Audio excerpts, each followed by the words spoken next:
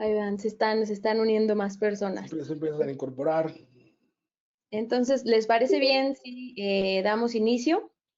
El webinar de hoy, la persona que nos va a presentar es Alfredo Montoya, es fundador y CEO de Colaborativo, es la comunidad global de agentes de cambio dedicada a promover impacto y acciones de desarrollo sostenible por medio del emprendimiento, tecnología, la innovación e inversión de impacto. Es mentor, inversionista, conferencista, emprendedor serial y embajador de los objetivos de desarrollo sostenible. Entonces, él nos va a presentar este webinar del día de hoy y los dejo con él. Excelente, muchísimas gracias Karen por la presentación.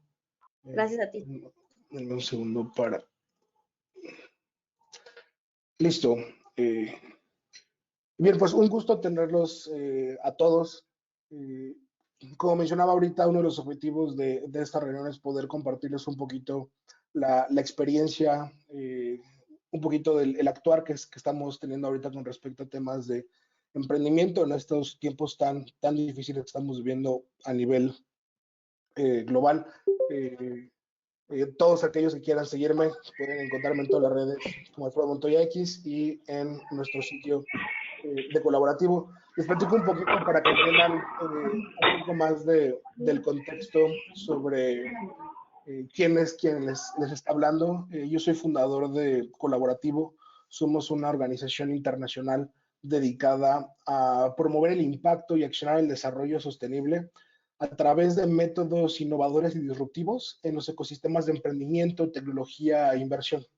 Esto puesto en otras palabras es buscamos soluciones emergentes muy diferentes a lo que se ha intentado para poder construir un mundo en el cual queremos vivir, donde nos sentamos realmente orgullosos de traer hijos al mundo, ¿no? Entonces, literalmente somos de esas personas locas que renunciamos a nuestros empleos un día, dejamos todo para querer cambiar el mundo y descubrimos que el emprendimiento era una de las formas más directas de poder hacerlo. Los emprendedores son agentes de cambio por naturaleza y desde que empezamos a trabajar con emprendedores hace ya más de 10 años, nos dimos cuenta que la vía más rápida no era a través de una fundación, una ONG o el gobierno, sino era a través del emprendimiento. O sea, las personas que todos los días encuentran soluciones, porque eso es un emprendedor, alguien que encuentra soluciones, que encuentra una oportunidad y logra hacer lo mejor de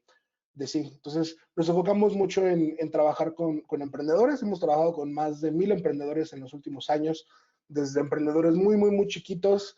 Les puedo decir, hemos trabajado con emprendedores que ponen una tortillería en una comunidad indígena y crecen muchísimo porque era justamente lo que hacía falta.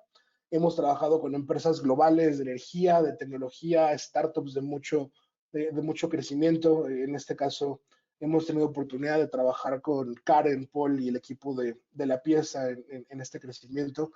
Y ese amplio espectro que tenemos desde trabajar con población muy vulnerable, que en verdad son como los olvidados, hasta trabajar con grandes compañías con exposición y crecimiento internacional, nos ha permitido entender un poquito sobre las dinámicas en la parte de emprendimiento. Actualmente nos enfocamos mucho en trabajar con comunidades para incorporar los objetivos de desarrollo sostenible en la operación diaria de las compañías, en enseñar sobre cómo emprender con impacto, que no es otra cosa más que buscar agregar valor a las personas, no solamente a tu cartera, ¿no? Y creo que ese es el futuro del emprendimiento. Más adelante vamos a platicar sobre eso. Y bueno, básicamente eso es lo que hemos hecho en los últimos años. Trabajamos con comunidades de emprendimiento, operamos un programa de aceleración global, trabajamos con startups de todo el mundo y operamos un fondo de inversión de impacto, igual con mucho enfoque en potenciar a aquellos que están cambiando el mundo, ¿no? Entonces ahora que ya conocen un poco sobre mí y sobre lo que hacemos, lo que quiero compartirles en este día son dos ideas bien importantes que en verdad están cambiando completamente la dinámica que tenemos. La primera es entender que la pandemia no afectó a todos por igual. ¿Y qué implicaciones significa el que no afectó a todos por igual? ¿Quiénes fueron los ganadores? ¿Quiénes fueron los perdedores? ¿Esto qué va a significar para los demás en un futuro? Y sobre este futuro, cómo el nuevo normal no será igual para todos, ¿no? Escuchamos personas que se conectan, por ejemplo, de México o otros países de Latinoamérica, escuchamos en la tele que nos dicen que ya es momento de, hay planes para poder regresar, algunas industrias empiezan a abrir, sin embargo, no todo es tan sencillo como el poder regresar a lo que teníamos antes, y principalmente porque no será así para algunos de nosotros el que podamos regresar a esta normalidad, ni tampoco nos podremos sumar a un nuevo normal, porque para algunos va a ser algo muy, muy, muy distinto, ¿no? Primero quisiera compartirles el impacto que ha tenido toda la pandemia en las empresas que conocemos. Siempre son las grandes compañías y las más importantes, nos sirven como referencia, como un termómetro para entender a nivel macro estas compañías globales, entender un poquito cómo se han visto afectadas, entender un poquito las estrategias que hicieron. Y esta parte comparativa podemos ver en la línea del 1 de enero, el 31 de enero, que es el momento donde a nivel fuera de China empieza todo el brote a nivel internacional. Vemos cómo existe eh, mucha consistencia con el precio de las acciones, es lo que estamos revisando aquí, precio de las acciones con respecto a estas compañías. Vemos que la mayoría son empresas de tecnología que van a la alza, es decir, están creciendo y ya van a trayectoria. Y yo creo que estábamos todos nosotros con nuestros planes que el 2020 es mi año y ahora sí, 365 oportunidades para lograrlo. Y en eso llega enero y nos damos cuenta que empezamos a escuchar sobre el virus, ver lo que está pasando. Asia se ve afectada en este momento, llega a nivel global y aquí es donde vemos que se empiezan a modificar completamente el comportamiento del costo de acción de las compañías. Recordemos que el precio de acción, estas son empresas que cotizan en bolsa, se ve afectado por la cantidad de personas que están comprando una participación en estas compañías que son públicas. El por qué alguien compraría una acción en Amazon, Netflix, Google o Apple, pues cualquier persona puede hacerlo, ser una empresa pública. La parte importante es qué es lo que la mayoría está haciendo, o que un grupo importante está haciendo, que está afectando el precio de esta acción, ¿no? Y aquí vamos a entender claramente la ley de oferta y la demanda. Mientras hay más personas que quieren comprar, el precio se dispara. Cuando hay menos personas que quieren comprar, el precio baja. Entonces, esto no necesariamente refleja los resultados financieros de las compañías, porque esos se presentaron hasta hasta principios de abril, donde ahorita lo vamos a contrastar. Esto es la percepción de los inversionistas, de las personas que tienen acciones, con respecto al futuro de las compañías. ¿Qué es lo primero que vemos? En automático, los dos grandes ganadores son Amazon y Netflix. Las personas empezaron luego a identificar que el hecho que hubiera un encierro iba a generar que las personas se enfocaran más en el comercio electrónico y que se iban a pasar todo el tiempo viendo series y películas. Y así pasó. Pasó a tal grado que los tiempos de entrega de Amazon, que usualmente en Estados Unidos son de un día o día siguiente, se fueron hasta una semana. Y en el caso de Netflix tenían tantas personas conectadas al mismo tiempo que tuvieron que bloquear la calidad de 4K en streaming para no saturar la red. Dato importante, Netflix es el principal consumidor de banda de ancha en Estados Unidos y en muchos países del mundo. Y entonces, para no saturar el Internet, o sea, esto se los comento para que vean la magnitud de cuántas personas estaban viendo Netflix.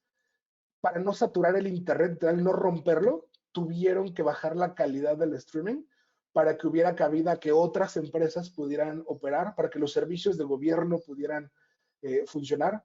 Así de importante es Netflix para muchas de las personas durante esta contingencia y principalmente en Estados Unidos, ¿no? Entonces, vemos claramente cómo las acciones de estas compañías empiezan a crecer. Este es el momento de especulativo de esto se va a ir por las nubes. Y al paso de un mes se empieza a estabilizar, empezamos a ver personas que empiezan a vender sus acciones, el precio empieza a bajar. y vemos que empieza a bajar las acciones de las grandes empresas. Esto tiene que ver por el efecto que están generando todas las demás compañías que tenemos aquí, Google, Apple, el índice de Standard & Poor's y Facebook, que no lograron repuntar como Amazon y Netflix. ¿Qué es lo que hizo que a partir de este momento, el 28 de febrero, hubiera la caída? El lockdown global que existió y el entendimiento de las personas que esto no era algo momentáneo, sino que esto podía afectar el resto del año. Y entonces, ¿qué es lo que sucede en ese momento? Vemos aquí, por ejemplo, como Google, Apple, Standard & Poor's en este momento empiezan a crecer un poquito, empiezan a repuntar, llega febrero y se caen completamente y empiezan en caída libre. Porque, ¿qué pasa? Las compañías se empiezan a dar cuenta que no van a tener la capacidad para poder subsistir.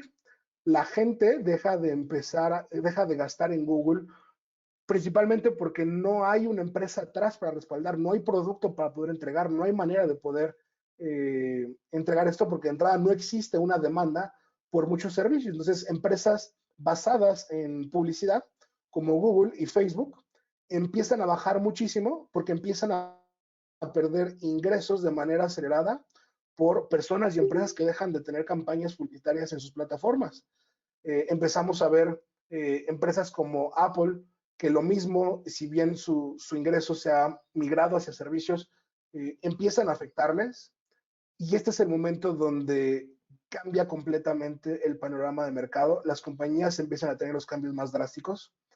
Vamos a ver, estos números que están aquí a la derecha son súper importantes porque nos habla del cambio que tuvieron las compañías a nivel real. Voy a poner el caso de Amazon. Venía en este punto y tras 3 meses, si bien tuvo un crecimiento y luego bajó, el crecimiento real que tuvo fue de 0.6%. Pues en verdad no fue mucho. Si nosotros proyectamos las líneas que venían de este lado, sin contemplar esto, seguramente Amazon estaría, no sé, aquí. Y no está aquí. O sea, realmente hasta los que fueron ganadores de esta contingencia, no les fue tan bien. Ahorita vamos a ver a quiénes sí les fue muy bien, ¿no? Netflix igual no tuvo un crecimiento tan brusco. ¿Y qué vemos del otro lado? Pérdidas de cerca del 30% en promedio del resto de las compañías. Este 30% es un número bien importante porque es el que determina la caída de todo el ecosistema emprendedor. En promedio, 30% se caen las valuaciones de las empresas, 30% se empiezan a caer muchísimas cosas alrededor, ¿no? Y es el caso de las grandes compañías. Vamos a ver ahora qué pasa con otras que no son los grandes líderes del mercado, pero que sí empezaron a tener un crecimiento de manera muy acelerada, ¿no? Comparemos esta gráfica donde tenemos en este lado Zoom y en este lado los gigantes tecnológicos. No se parecen absolutamente en nada. Estas son las empresas que tuvieron mayores cambios. Podemos ver que Zoom creció en un 77%. Y ahorita vamos a ver esto qué significa para esta plataforma que hasta hace 3, 4 meses muy poca gente la utilizaba o la conocía y hoy se ha convertido en el estándar. Vamos a ver compañías de telemedicina y de salud con crecimientos del 30%. O sea, lo mismo que Google perdió en este trimestre fue lo que empresas de telemedicina ganaron.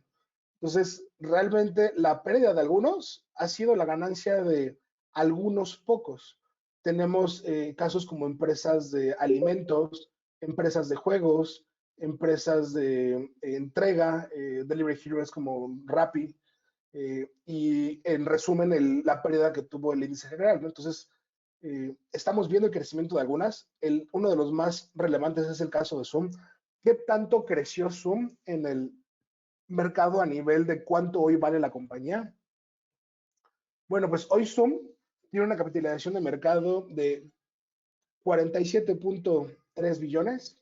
Esto significa que hoy una plataforma de videoconferencia vale más que las principales aerolíneas del mundo. Y esto pasó en 3 meses. Vean este nivel de crecimiento en la evaluación de diciembre de 2019 a abril del 2020. Hoy vale más que las principales aerolíneas. ¿Por qué? Porque todos ellos no solamente perdieron el 30, ellos perdieron el 80 o el 90% de su evaluación, mientras que Zoom logró ganar el 30. Entonces, ya ajustado hace que Zoom se convierta hoy en uno de los principales gigantes tecnológicos Estos son los cambios drásticos que estamos viendo a nivel de mercado.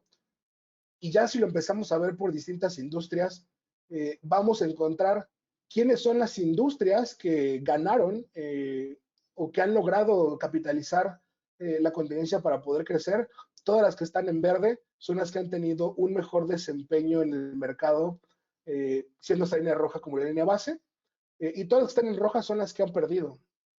Y entonces aquí vamos a ver quiénes son los más afectados en todo el mercado. Recordemos, estas son cifras de empresas que cotizan en bolsa, son una referencia. Este efecto se magnifica cuando lo traemos a las pymes, y ahorita vamos a ver de qué medida. La industria restaurantera y de bienes raíces cayó en un 50% en mercados internacionales. Movilidad, viajes, ventas de autos, búsqueda de empleo, reclutamiento, educación, moda, toda la industria de televisión, marketing, fintech, que era la gran apuesta que existía a nivel global y principalmente para Latinoamérica, y en lugares como México, Argentina, que se posicionaban como líderes, igual que Brasil. Fintech cae porque las personas se empiezan a endeudar y estas compañías pues ya no tienen cómo cobrarle a sus usuarios. Los usuarios dejan de consumir y dejan de utilizar métodos de pago. Fintech es una industria que ha tenido un golpe mixto, pero en general no hay nadie que pueda decir que ganó en el ecosistema de fintech. Las empresas de tecnología, semiconductores, deportes también, ahorita con todo el debate sobre qué va a pasar con el mundo de los deportes, toda la parte del freelancing, vemos como en un inicio disminuye mucho el freelancing porque si nadie está contratando, pues tampoco nadie está solicitando servicios. Y entonces, ¿quiénes son los que sí logran tener un mejor desempeño en el mercado? Los únicos que logran rebasar es salud. El sector salud, y no me refiero a vender cubrebocas y ventiladores, sino me refiero al sector salud realmente de compañías que están creando soluciones para la nueva normalidad. Este tipo de empresas, así como farmacéuticas, como grandes empresas de cuidado, son las únicas que aprovechan este momento para poder crecer, y eso lo podemos deducir por lógica. De igual como hemos visto el ejercicio con Amazon, con Netflix, el streaming, comercio electrónico, Amazon, videojuegos, alimentación, todas las plataformas de colaboración en línea. ¿Qué es lo que vimos en los últimos 3 meses? La transformación digital de las compañías que estaba programada para los próximos 3 a 5 años sucedió en 3 meses.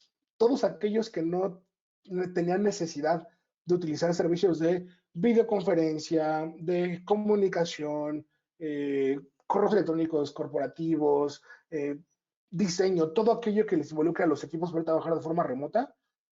Si bien el plan era para en 3 o 5 años hacerlo, tuvieron que hacerlo de manera abrupta, ¿no? Entonces, todos los servicios, por ejemplo, de cloud, ahorita hoy todo el mundo tiene que tener servicios de cloud porque ya no podemos tener acceso a archivos físicos y poder compartirlos de la misma manera. La industria del Internet en general sube y de la mano viene seguridad de telecomunicaciones. Estos son datos bien importantes porque una de las cosas que quiero compartirles es cómo este crecimiento detona el crecimiento en cadenas de valor. Si crece la industria del streaming, por default va a crecer la industria de todos los servicios en la nube, porque mientras hay más personas consumiendo contenidos, hay más servidores siendo consumidos. Mientras hay más empresas de e-commerce transaccionando, las fintech de pagos en línea son las únicas que estaban creciendo porque están procesando más transacciones. Entonces vamos a ver cómo estas empresas, estas industrias puntero, realmente lo que han hecho ha sido jalar a otras industrias en el crecimiento que vemos. Este es igual un diagrama de los cambios que ha habido, esta transformación, tanto desde el punto de vista cíclico, que sería a razón del COVID, como a nivel estructural, que sería por el propio cambio en el consumo de las personas.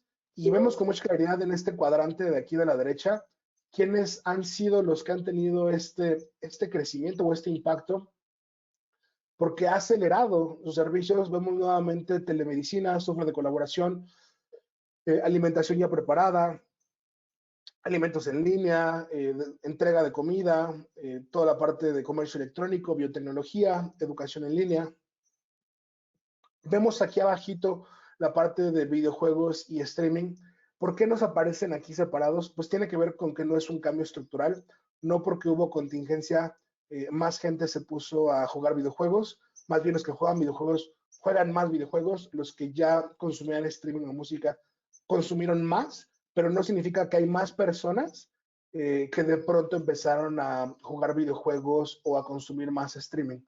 Mientras que de este lado sí hubo ese cambio.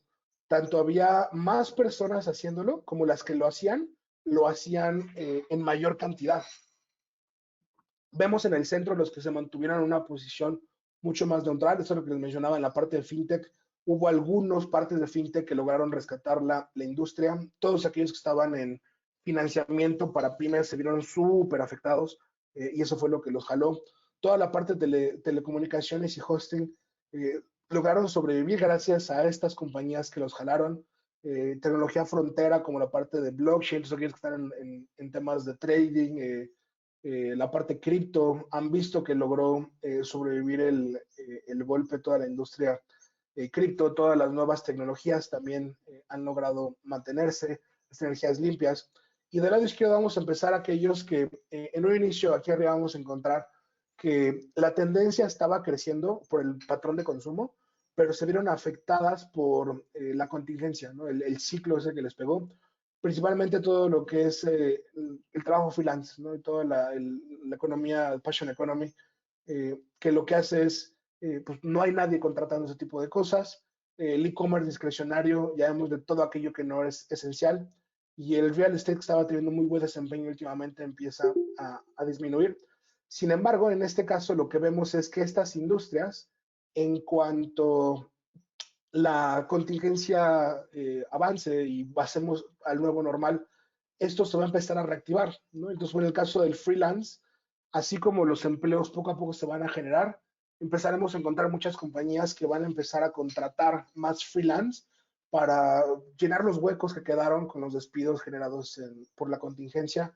Vamos a ver que el e-commerce ya no es de forma esencial como alimentos, sino ya más desde insumos para oficina. Vamos a empezar a comprar ya artículos para el hogar. Es un punto bien importante el entender cómo todos estos cambios, cómo están transformando la forma en cómo vivimos y los nuevos segmentos que construyen.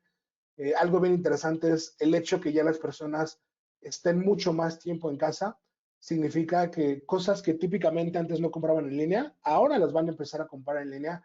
Hoy no lo están comprando, pero esto poco a poco va a migrarse va a tener un crecimiento, ¿no? Lo mismo de la parte de el empleo y los viajes los vemos como los más destacados, la industria más afectada.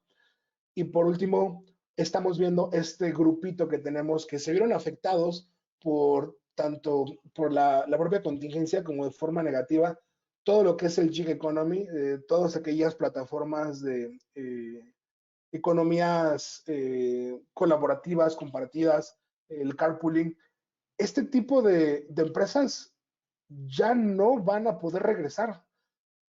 Ya ahorita en este momento y la nueva normalidad, el poder compartir vehículos con alguien, o sea, quien era fan de usar Uber Pool o servicios compartidos, estos ya no pueden existir en la nueva realidad y por eso están viendo completamente afectados. Uber le pegó muchísimo porque gran parte de sus ingresos venían de los servicios de pool y todos aquellos servicios que dependían de estos recursos compartidos, por ejemplo, los espacios de coworking, ya no van a poder regresar a la misma realidad que tenían antes, porque estaban basados en una colaboración física, en un contacto cercano, en un compartir cosas. Y hoy, quien es su modelo de negocio esté basado en compartir un espacio, compartir recursos físicos, ya no tiene cabida en la nueva normalidad.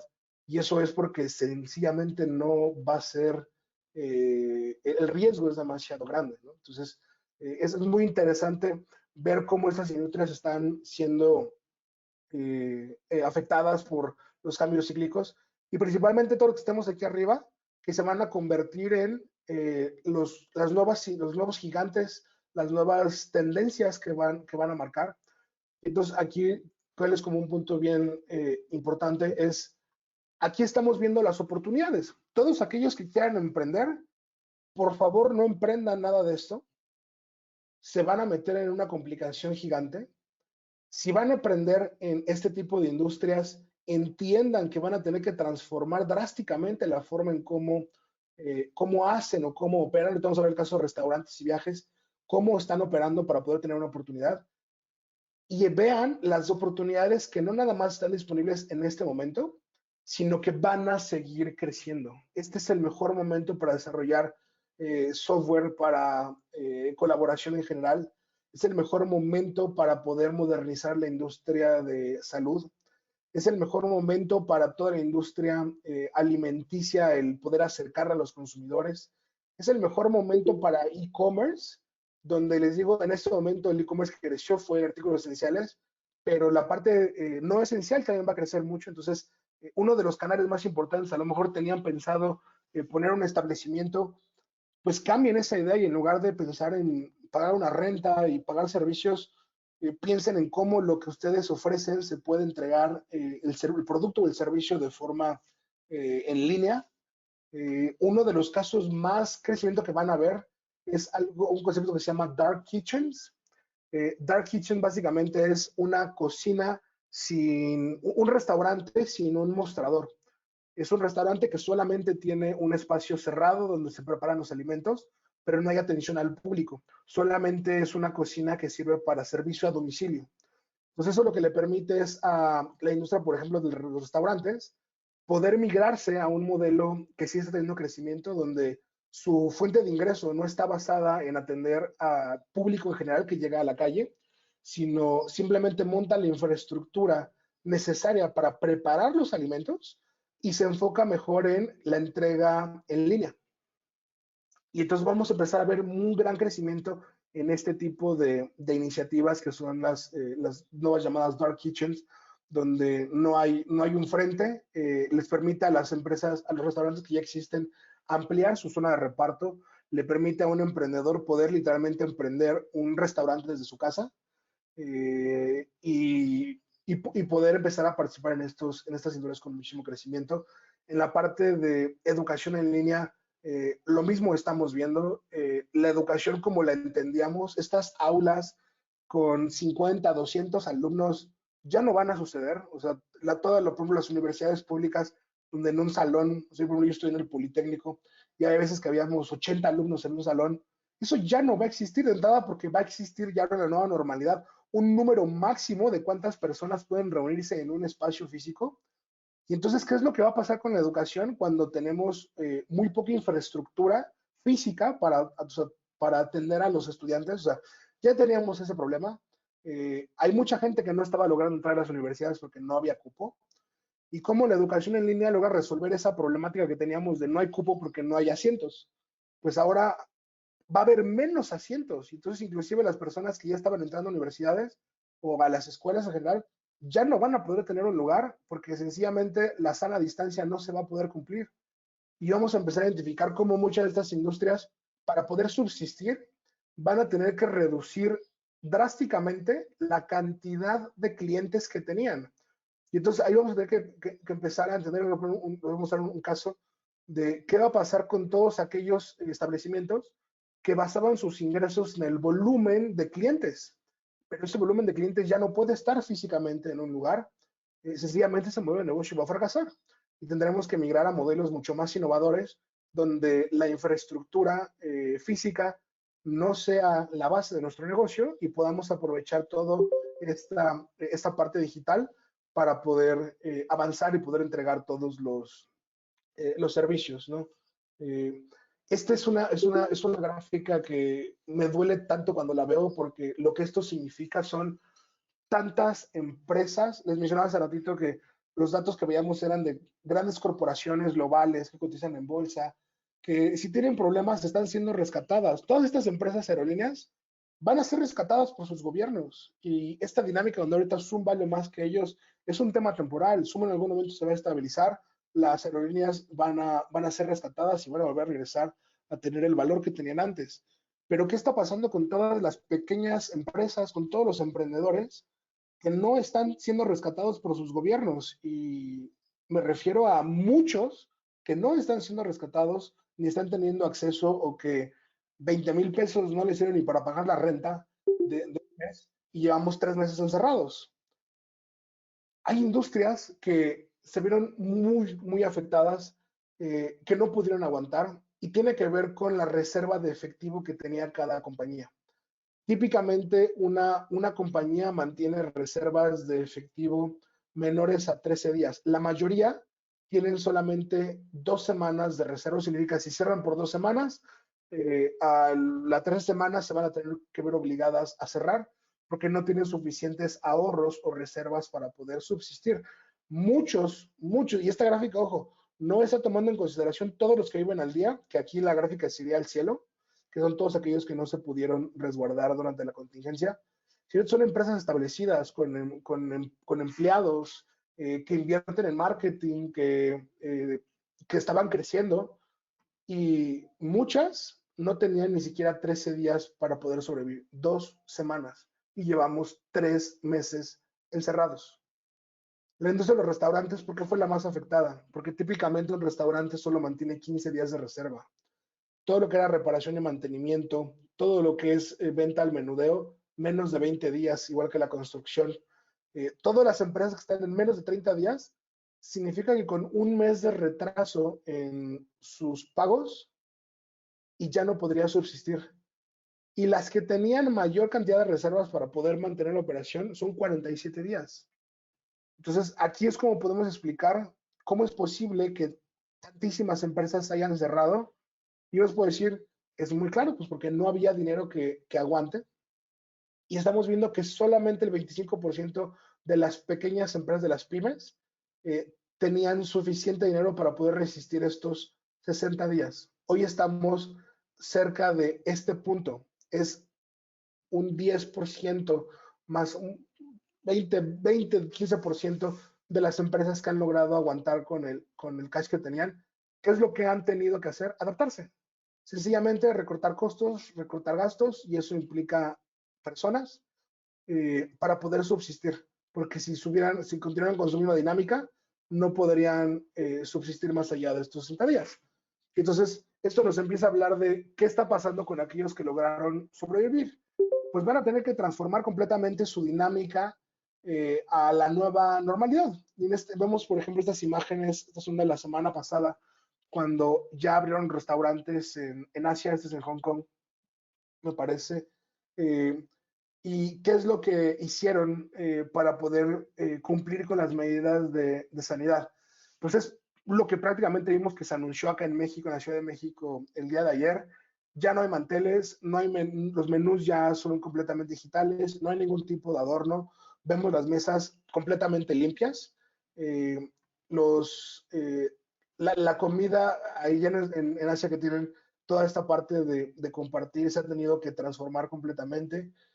Todos los manteles son desechables y lo que hay en la mesa tiene que ser desechable. Y la parte más curiosa son estos pequeños invitados a la mesa.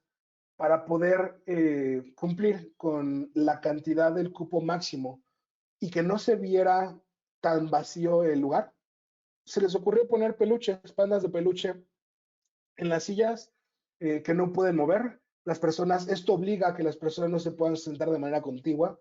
Y entonces lo que era una mesa antes es una mesa para 6 personas, o si estás en México, 8 o 10, hoy es una mesa para 2. Esto implica que el ingreso que este restaurante podría haber tenido de tener en este establecimiento un aforo de 100 clientes, hoy solamente va a poder tener 20.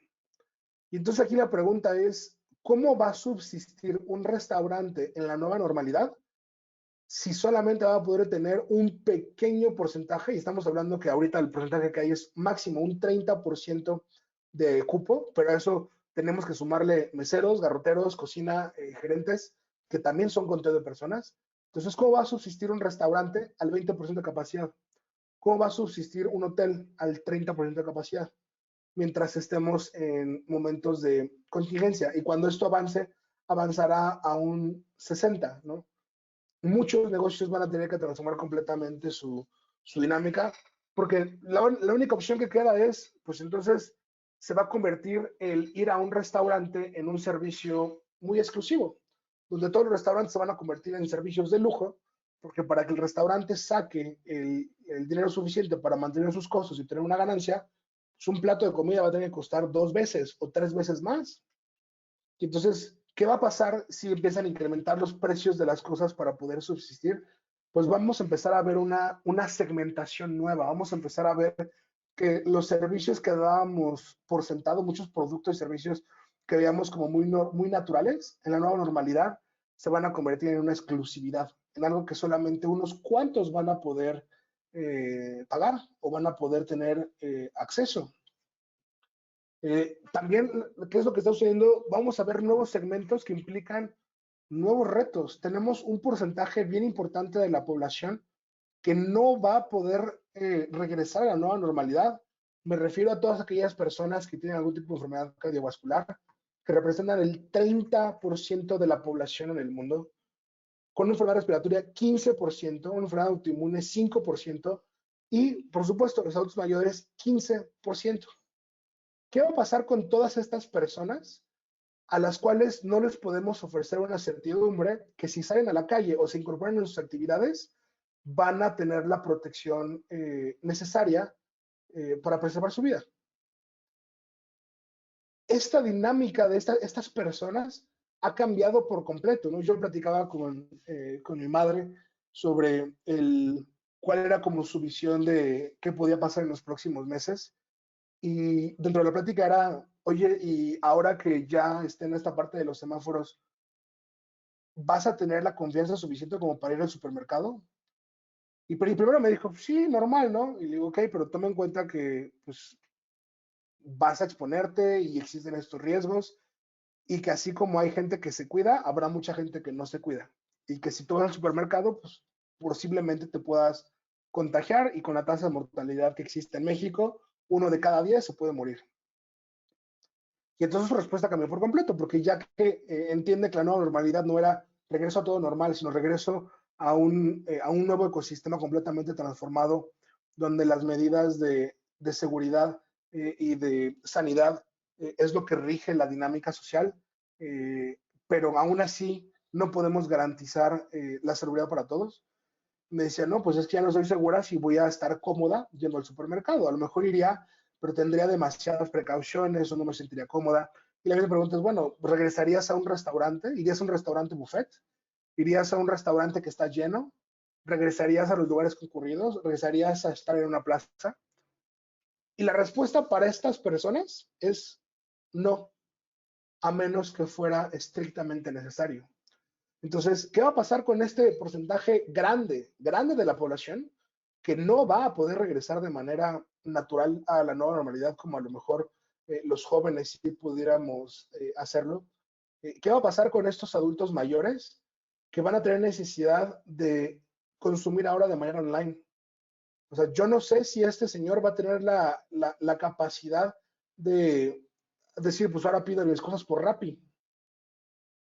¿Qué nuevos servicios tendrían que existir para entonces poder atender a nuevamente esta economía y principalmente a adultos mayores, que son las personas que dependiendo del nivel socioeconómico están en mejor posición o representan mayores retos, pero que tienen necesidad de consumir, que tienen necesidad de hacer su vida, de hacer muchísimas cosas, pero lo que ya conocemos no les va a funcionar. ¿Cómo tendrán que transformarse los servicios de comercio electrónico, de viajes, de restaurantes, para poder adaptarse a una nueva realidad incluyente que no cause esta segmentación y que no convierta muchos servicios en algo exclusivo, ¿no? Y vamos a ver también retos grandes donde en la parte, por ejemplo, de todo lo que es en línea, existe una percepción en gran parte de la población que cuando es en línea, pues debe ser gratis, porque yo pagaría por algo que está en línea, ¿no? Lo vemos ahorita con justamente todo este crecimiento de webinars como este, ¿no? Típicamente, esta a lo mejor sería una ponencia que yo hubiera dado en un foro grande, en un evento, que inclusive hubiera cobrado, pero si hubiéramos cobrado, es más, 10 pesos, ¿cuántos de ustedes estarían aquí conectados con nosotros? A pesar de que la información que les compartimos considero que es muy valiosa. Quizá no muchos de ustedes estuvieran conectados y los hubieran cobrado 10 pesos. Ahora imagínense si tenemos que empezar a cobrar 500 pesos o 1000 pesos para poder migrar la parte de educación o entrenamiento digital? Esta percepción de si es en línea no cuesta lo mismo como si es presencial, o pues como es en línea, o lo vemos ahorita, por ejemplo, con el tema educativo, ¿no? Pues si ya no pago una escuela, si ya no están yendo los niños a la escuela, ¿por qué tengo que pagar la colegiatura completa? Pues bien sencillo, porque los gastos de la educación siguen siendo los mismos. O sea, a lo mejor ya no los ves tú en esta infraestructura física, pero todos los gastos corren y algunos inclusive se transforman o se incrementan, ¿no? Entonces, tenemos que entender cómo nos vamos a adaptar a esas nuevas dinámicas. No es un paso como muy directo o inmediato de, me pongo a dar, me vuelvo coach en línea y pongo a venderme en línea y pongo mi tienda de e-commerce en línea. No, porque tenemos que atender específicamente el cómo la nueva normalidad se está comportando, cómo están consumiendo, o sea, qué tipo de personas son las que están asistiendo. Imagínense esta mesa como acostumbramos en México de ir a comidas familiares en un restaurante donde van 15 personas. ¿Cómo se vería un restaurante en la nueva normalidad con 15 personas? Pues son 5 mesas donde no habría ese contacto, no habría esa comunicación. El salir a un restaurante ya no va a ser tan divertido. Y estos nuevos segmentos, nuevos retos, tenemos que empezar a crear soluciones para ellos, ¿no? Entonces, las oportunidades ahí están, son muy claras sobre qué industrias son las que tenemos que atender. Y ahora, el punto más importante para esta primera parte de la plática es: encuentren la oportunidad correcta para todos. Para todos significa, uno, para estos segmentos que vayan a atender, que esté alineada con las industrias que están en crecimiento, que sea algo que realmente los distinga en esta nueva normalidad, que represente una ventaja en comparación con lo que hay. Les puedo decir que prácticamente muchas de las compañías como las entendíamos ya no podrán regresar a hacer a operar con la forma en cómo lo entendían. Las startups, en específico, ahorita que voy a hablar específicamente de startups, son mucho más resilientes por su naturaleza digital, por su naturaleza de colaboración, pero todas las demás, que representan la mayoría de las empresas en el mundo, ya no van a poder regresar a lo que hay. Los que emprendan tendrán que emprender con un mindset completamente diferente, a tener un mercado completamente distinto, con nuevas oportunidades y con esta parte bien importante: la oportunidad no nada más es una oportunidad de mercado, que es la que les acabo de mostrar, sino tiene que ser una oportunidad correcta para todos. Y de todos significa el mercado y toda la gente que está allá afuera, pero también importante para ustedes y las personas que están a su alrededor, que no van a ser sus clientes. Y sobre ese punto quiero compartirles este diagrama, que es uno de los que más a mí me gustan. Es siempre el diagrama en el cual yo regreso a entender por qué hago lo que hago. Esto que hago yo hoy con ustedes, de compartirles un poco de lo que conocemos y la experiencia que tenemos, es mi razón de ser, es lo que a mí me motiva, es lo que yo decidí hacer de mi vida. Por eso decidí emprender en colaborativo y trabajar con emprendedores y darles todo el soporte, y invertir en ellos y darles apoyo, porque es lo que a mí me hacía sentir pleno. Y si ustedes van a emprender, tiene que ser por los motivos correctos. Entiendo que muchos, a lo mejor los que están conectados con nosotros, fueron despedidos de sus empleos, y emprender va a ser la necesidad. No van a tener las mismas oportunidades a lo mejor para regresar al mercado laboral, porque tardará mucho tiempo en regresar al mercado laboral. Pero si tienen que emprender, háganlo por los motivos correctos, no nada más por hambre, o no nada más porque creen que empezar un negocio en línea es una buena idea, o porque ser influencer es el futuro. Háganlo porque realmente les apasiona. Y es bien importante o yo les puedo decir que la reflexión o el resultado más importante de todo este proceso de encierro sea que logren encontrar esto en ustedes, ¿no? Que vean qué es lo que el mundo necesita en esta nueva normalidad, que hayan identificado qué es eso que realmente ustedes aman, y es todas esas cosas que ustedes hacían o pensaban cuando estaban en cuarentena, es eso que amaban, y ustedes claramente saben para qué son, en qué se destacan, ¿no? Y ahora, si esto que necesita, las personas están dispuestas a pagarte por eso, eso es lo que se llama el concepto de Ikigai, ¿no? No se queden simplemente porque, pues estudié diseño gráfico, pues ahora, pues soy bueno y me pagan por eso, pues sigo siendo diseño gráfico.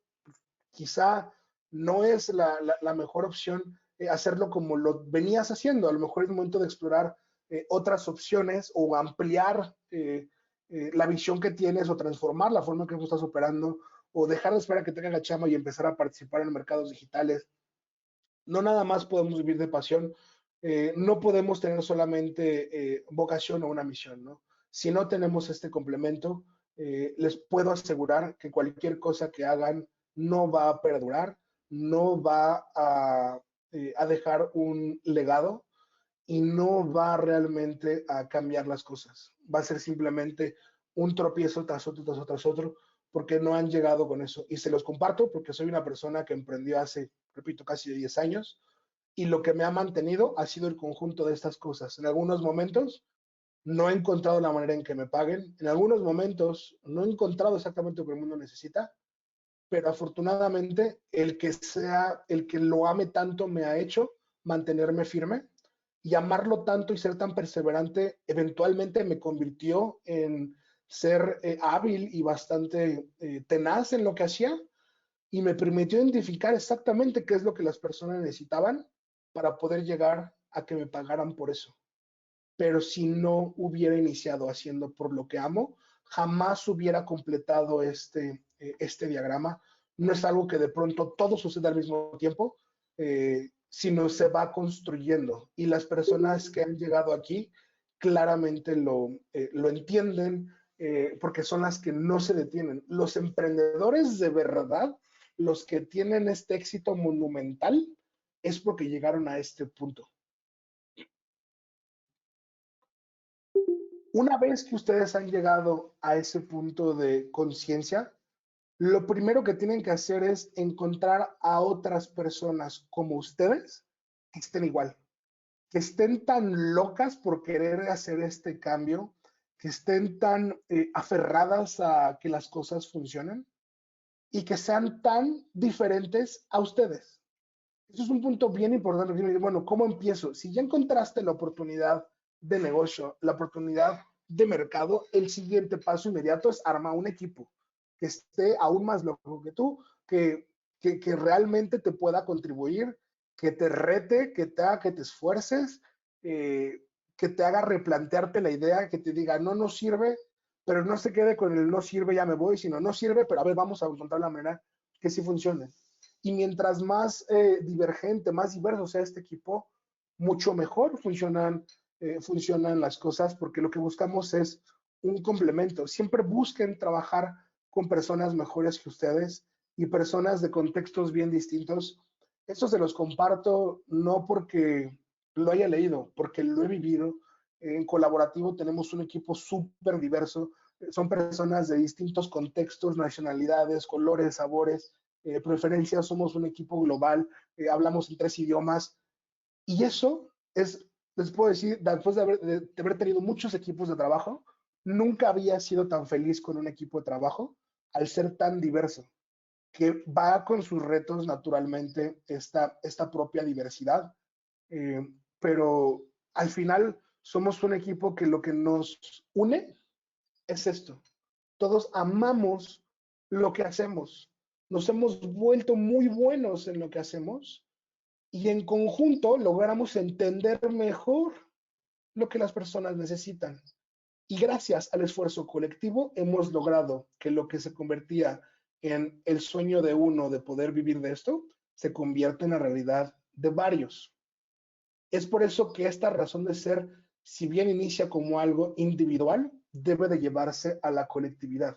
Y esas son las mejores empresas, los mejores equipos, son los que comparten estas mismas visiones, ¿no? Y entonces la pregunta correcta es, bueno, ¿y cómo, si ya encontré esta oportunidad se me está presentando, tengo ya una idea de cómo emprender, cómo logro tener este equipo, este Dream Team para poder avanzar, cosas que por favor no hagan, si van a emprender con su pareja, que sea realmente de conciencia, que están los dos sumados en el sueño y no sea solamente porque pues voy a ayudarle o lo voy a acompañar o es mi obligación como pareja sumarme. No, no es cierto, no tienen por qué sumarse en eso. Si van a emprender con familiares, asegúrense que tus familiares realmente los complementen y los reten, No porque es tu prima y estudió diseño es buena, o no porque es tu primo y estudió finanzas es realmente la persona adecuada. No porque los tengas a la mano o los tengas cerca o los conozcas. O muy importante, porque tengas la confianza de presentarle tu idea, significa que son las personas adecuadas para emprender. Más de uno, y aquí en este caso, inclusive Paul no me dejará mentir, el equipo es todo y muchas veces cuando armamos un equipo nos equivocamos. Y no es hasta que varias personas avanzan a lo largo del equipo que vamos madurando y vamos entendiendo cómo armar un equipo que funcione. Muchos emprendedores no continúan con sus cofundadores originales. Es muy normal que el equipo original que armen se desintegre en los primeros meses o en el primer año o en el primer reto o en el primer problema. Y aquí es, ¿por qué se desintegró? Sencillamente porque no compartían esta misma pasión o esta misma visión. Entonces, si estaba la pasión, pero no estaba la misión o la vocación, ¿por qué sucedió? Muy sencillo. Falta de claridad en la cultura. La cultura dentro de una empresa es este conjunto de actitudes, valores, metas y prácticas que las definen. Pensémoslo como la personalidad, la idiosincrasia de la compañía, pero es una idiosincrasia compartida que no es el resultado solamente de las experiencias de uno, sino de las experiencias conjuntas de las personas que forman parte de esta compañía. La cultura, para que entiendan, es tan importante para un proceso de reclutamiento y formación de equipos como un producto es para marketing. Tú no puedes hacer marketing si no tienes un producto, de la misma manera que no puedes armar un equipo si no tienes una cultura clara. De forma puntual, ¿qué significa esta cultura? Nuevamente, los valores, ¿qué es lo que te mueve? ¿Cuál es el propósito que tienes? ¿Por qué iniciaste eso? Y hace que todos los días te levantes para seguir haciéndolo o intentándolo. ¿Cuáles son la forma en cómo reaccionas ante los retos? ¿Cuáles son las metas que has planteado en el corto, mediano y largo plazo? ¿Y cómo vas a lograrlas? ¿Cuáles son los métodos para poder lograrlo? Y eso tiene que ver desde cómo me comunico con mi gente, cómo la reconozco, cómo recompenso lo que hay. Tema de cultura no tiene que ver con, bonos por productividad, no es como la mucha gente dice, o, el evento al año de integración. Por supuesto que no. No es ni cerca de ser cultura. Cultura realmente es lo que hace que esas personas se mantengan unidas.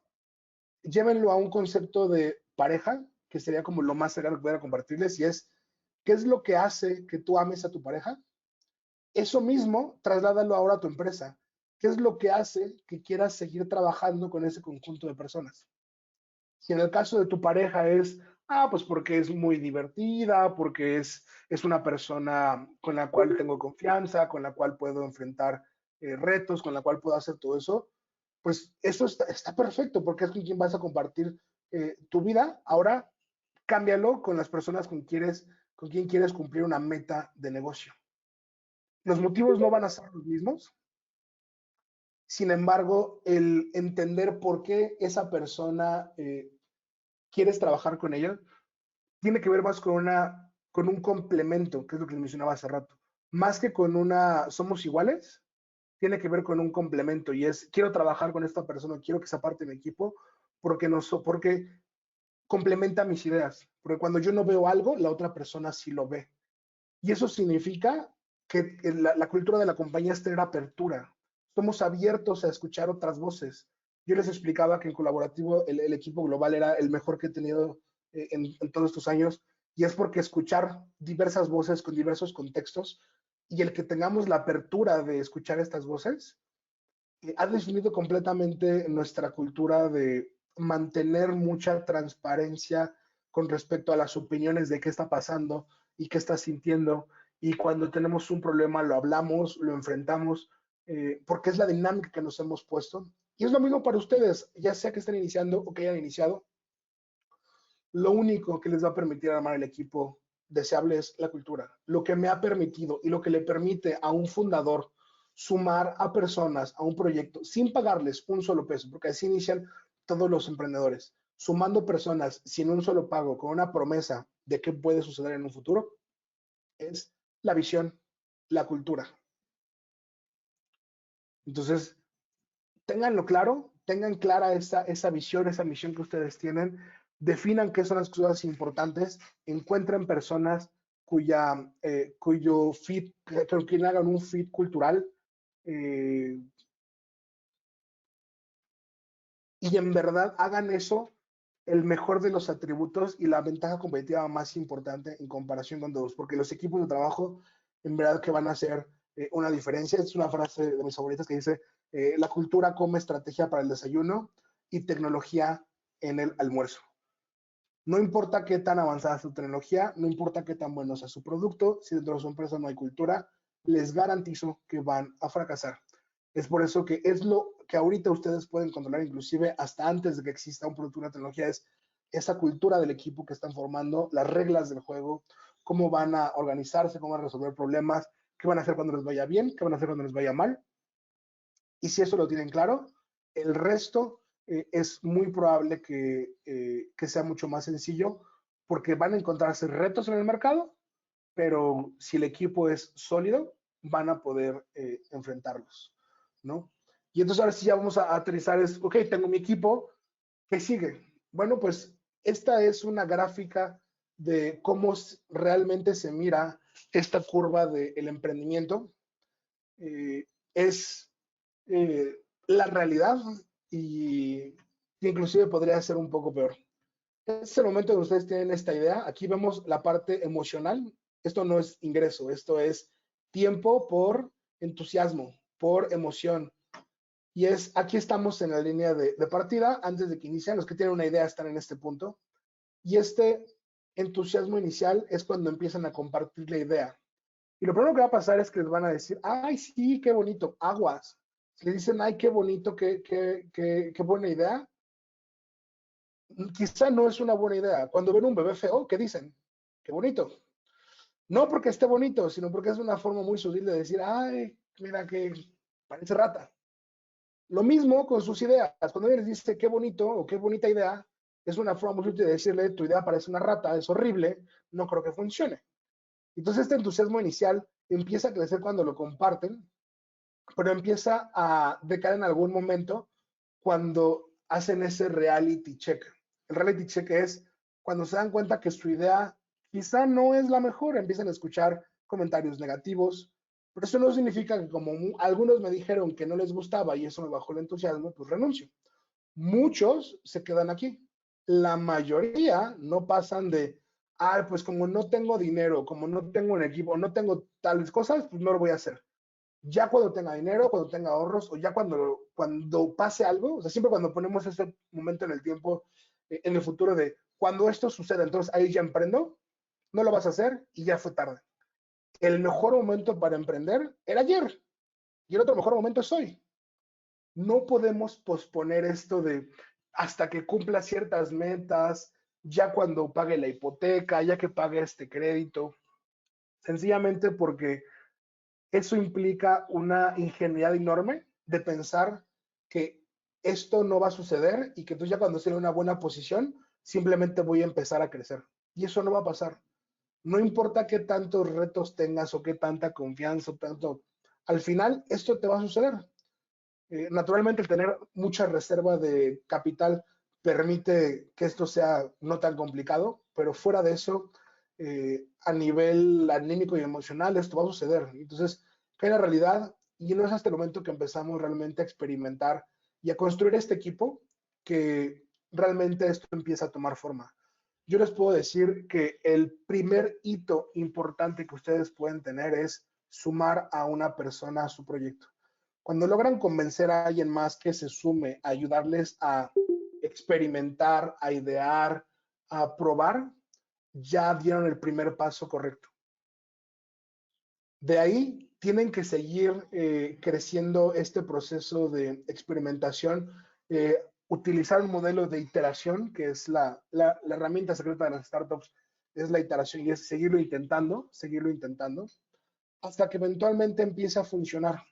Y lo que hace que funcione nuevamente es un equipo, un gran equipo que tenga la capacidad de ejecutar. Eventualmente van a tener que empezar a delegar actividades y el tener un gran equipo les va a permitir hacer eso.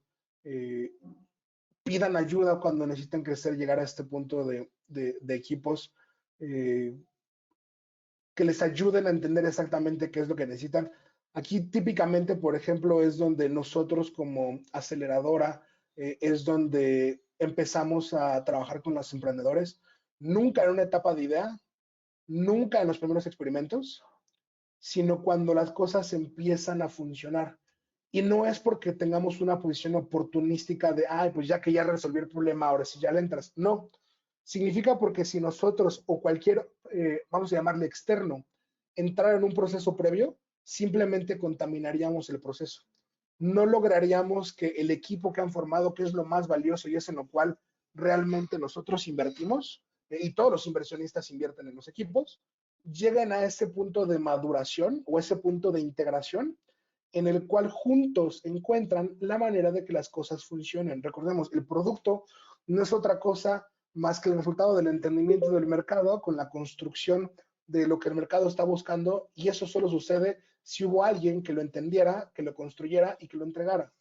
Es por eso que ese start working significa el equipo llegó al punto en el que está funcionando como equipo y empiezan a ver un ligero crecimiento, empiezan a ver una ligera atracción.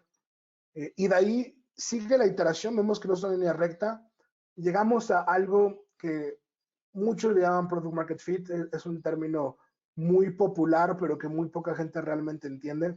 Si esto lo vemos en tiempo, a propósito no hay una graduación de cuánto tiempo esto significa. Yo les diría que este starts working puede ser llegar a este punto desde 6 meses hasta 4 años. Es bien importante que tomen en cuenta eso, el start working a 4 años, porque todo este momento significa una inestabilidad financiera brutal. Significa apenas sobrevivir o no sobrevivir. En general, yo les diría la media es un año y medio que llegan a este punto. Y desde que empieza a funcionar a que lleguen a este fit donde la demanda rebasa la oferta, es decir, hay más gente que quiere consumir lo que ustedes ofrecen de la capacidad que ustedes tienen. Eso es el product market fit. De ahí debería de pasar un año, 2 como máximo. Entonces, si lo vemos en tiempos promedio, a una compañía debería poder llegarle hasta 4 años poder llegar a su product market fit. Y aquí es donde vamos a entrar en razón de por qué existe esa estadística que dice, muchas compañías no sobreviven el segundo año. Pues resulta que cerca del 80% no llegan al segundo año sencillamente porque se quedan en este proceso de experimentación. Esta experimentación no significa estoy desarrollando productos, significa a lo mejor ya lancé algo, pero no sé si eso funcione, no sé si la gente lo esté comprando, no sé si quieran pagar por él, no sé cómo lo reciban, ¿no? Entonces, no necesariamente significa algo completamente internalizado, sino ya puede estar en el mercado y sigues experimentando a ver qué funciona y de qué manera, ¿no? Entonces, vamos a hacer una marca de 4 años y de ahí a poder a crecer. Esto ya es un proceso que del product market fit es donde ya hablamos de que empiezamos un crecimiento continuo, y típicamente en este escalamiento veremos otros 2 o 3 años. Esta es una gráfica que a mí me gusta explicar en un plazo de 8 años. ¿Por qué? Porque es el tiempo que le llevó a las grandes empresas tecnológicas, hoy los nuevos gigantes, pasar de ser una idea a ser una de las empresas más valiosas en todo el mercado. Algunos les tomó más, como Amazon, algunos les tomó menos, como Facebook, pero esto es lo que ellos pasaron, de nada a gigantes. Y ahora eso traigámoslo a nuestra realidad, a una escala distinta. Es lo mismo desde poner una tortillería hasta poner el próximo Google. Esto, check de realidad, experimentar es el ir probando qué es lo que funciona con la gente, qué les gusta, cuánto cobrarles, cómo hacerlo, empieza a funcionar, encuentro la manera, empiezo a crecer, pongo más establecimientos, aumento mi capacidad, me convierto en una empresa muy, crezco, y esa es la curva que tenemos. Pero esta línea recta, que es la que usualmente, el error que cometemos cuando hacemos una proyección financiera sobre nuestro negocio, esta línea la proyectamos aquí, como si el día cero de pronto todo el mundo nos empieza a comprar y crecemos a un porcentaje fijo cada mes. Eso no funciona así. Tomen en cuenta siempre este primer bloque de tiempo que les digo puede ser tan pronto como 6 meses o tan largo como 4 años y tomen en consideración para toda su planeación. Ahora, una de las preguntas más clásicas es, ok, pues para hacer todo eso se necesita dinero, ¿no? O sea, ya tengo la idea, encontré la oportunidad, logré armar un equipo con quien estoy construyendo, logro sacar algo al mercado o estoy en proceso de crear, pero pues esto no se va a pagar solo, ¿no? Desafortunadamente, no todos somos millonarios, no todos tenemos friends and family para pedirles dinero para poder emprender y muchos tenemos que depender de ingeniárnoslas para poder tener acceso a capital. Esta es el ciclo de financiamiento de una startup de tecnología, o cuando menos era el ciclo de financiamiento de una startup de tecnología. Hasta hace un año, les puedo decir, este todavía era muy válido, donde podíamos hablar de voy a levantar capital privado porque tengo en mi PowerPoint la idea que va a cambiar el mundo y me van a dar millones de dólares para poder iniciar en este negocio. Eso hoy ya no va a suceder a menos que su idea esté aquí y sea tan diferente y tan innovadora y tan disruptiva que con un PowerPoint puedan compartir esta pasión, misión, profesión y vocación que le han puesto. Y si encuentran un inversionista que comparte esto con ustedes con respecto a este proyecto, sí, con un PowerPoint van a poder levantar millones. Pero eso va a ser mucho más complicado, principalmente porque la nueva realidad, como comentábamos hace rato, dependerá de tener la capacidad para poder mantener el negocio funcionando. Y entonces, si voy a tener capacidad limitada y nuevos costos y nuevos retos, significa que yo quiero ser rentable lo más pronto posible, donde aquí en esta gráfica tenemos ingresos sobre tiempo. Y esta primera etapa es donde viven la mayoría de los emprendedores, es toda la etapa que llamamos antes del punto de equilibrio. Tradicionalmente, en la literatura encontraremos que los pasos para emprender una startup son una vez que tienes ya tu idea, ve, píchala y suma inversionistas. Suma personas que compartan la visión, te van a dar dinero para que la desarrolles con la esperanza de que una vez que esto funcione, pues ellos obtengan un gran retorno financiero. ¿Cuál es la parte que ya no es válida? A partir del punto del gran retorno financiero y te van a pagar para que valides ideas.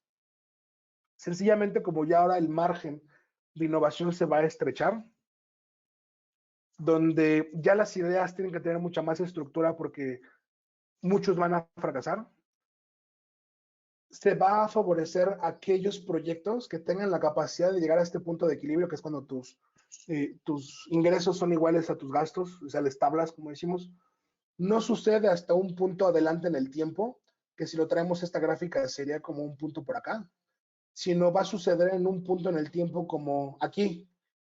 Y entonces los inversionistas actualmente están buscando empresas que lleguen a rentabilidad muy, muy rápido, idealmente que puedan ser rentables desde los primeros meses de vida, porque eso habla que todo este proceso que antes los emprendedores realizaban con dinero de terceros, porque esa era la realidad, levantabas capital de un inversionista privado para que esta experimentación sucediera y tuvieras recursos para poder aguantar todo este pivoteo.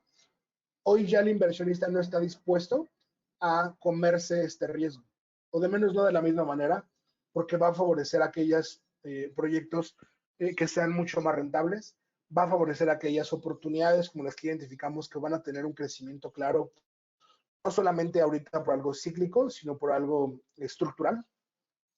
Y donde lo que está haciendo es que esta gráfica, en esta primera etapa de financiamiento de capital, donde tenemos la etapa semilla, pues típicamente un emprendedor se acerca a una aceleradora, va con ángeles, amigos, familia, para obtener capital para echar a andar su idea. Esta gráfica ya no podrá bajar a lo que llamamos el Valle de la Muerte, sino tendrá que tener nada más un muy pequeño valle y poder encontrar la manera de que este break-even llegue antes. Y eso significa que todas estas rondas de inversión continuas, que es cuando ya es el momento de levantar capital con un fondo de inversión grande, o hablar de una alianza estratégica, una adquisición, no va a llegar sino hasta un futuro distinto. Entonces estas etapas se van a empezar a estirar y entonces la etapa temprana va a estirarse un poquito más hacia acá. La etapa semilla va a hacerse mucho más corta y vamos a ver compañías que ya no van a levantar los miles de millones. Esta era de los unicornios se acabó. Se acabó como la conocíamos, que esa es más bien la afirmación correcta. Veremos nuevos gigantes de tecnología que son los que se adapten a la nueva realidad, pero todos los demás que entendíamos como la fórmula para hacer unicornios ya no existe. Hacer compañías solamente para levantar capital ya no existirán. Los nuevos unicornios serán las empresas como Zoom, que ya lo son, porque agregan un valor muy, muy claro. No solamente es un valor especulativo como el que tenía WeWork, por ejemplo. Van a ser empresas de telemedicina que realmente se acercan a la gente y que entregan un valor real y que son rentables porque la gente está dispuesta a pagar por los servicios. Esas son las compañías que realmente sí van a crecer y van a poder levantar muchísimo capital. Entonces, aquí el punto más importante es busquen la rentabilidad en el corto plazo, aprendan a poder crecer sin capital privado, porque este va a ser un poco más limitado. Emprendan en aquellas industrias y oportunidades que identifiquen que van a tener esta atracción ascendente. Y enfóquense mucho en hacer lo que llamamos bootstrapping, que es que con sus propios ingresos puedan subsidiar su crecimiento inicialmente para que puedan realmente tener una mejor oportunidad para poder sobrevivir. Si se van a endeudar, hoy es un buen momento para endeudarse porque las tasas son muy, muy bajas. Chequen que sean deudas a plazo, a tasa fija. La tasa quizá bajará un poquito más, pero es más probable que empiece a subir en el futuro. Y si se van a endeudar, endeudense en el punto adecuado, no se endeuden antes de haber afinado la idea o armado un equipo, endeudense en el momento en el cual esa deuda les va a permitir salir del valle de la muerte para poder ser rentables.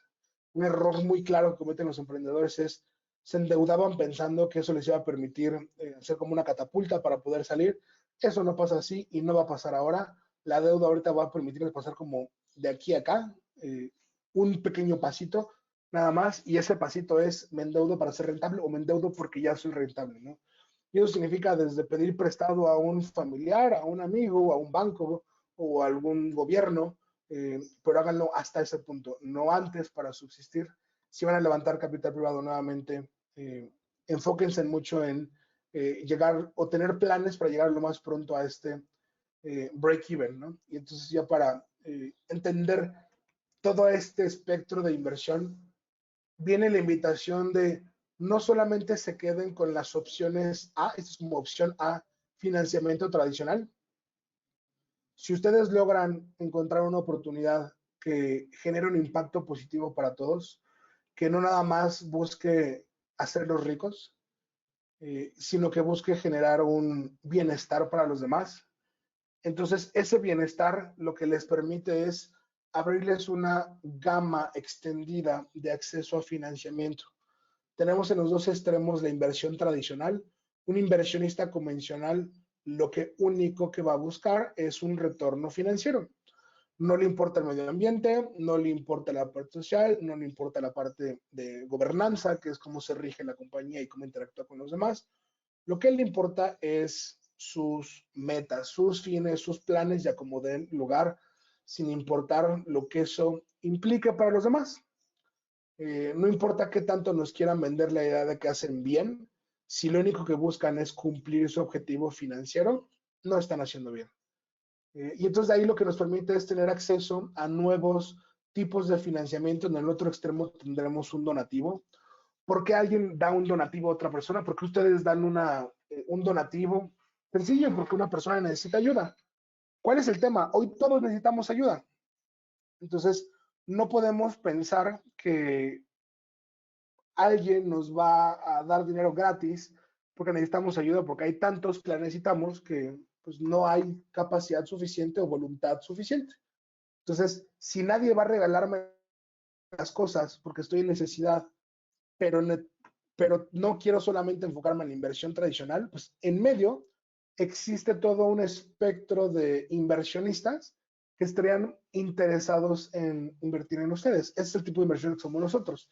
Ni estamos en la orilla de tradicional ni en la parte de filantropía, estamos en un espectro que se determina inversión de impacto. Eso significa invertimos en equipos y en empresas y en emprendedores que busquen generar este impacto positivo, que busquen crear soluciones para cambio climático, para calidad de agua, para mejorar el sistema de alimentación, eliminar residuos, que busquen promover la equidad de género.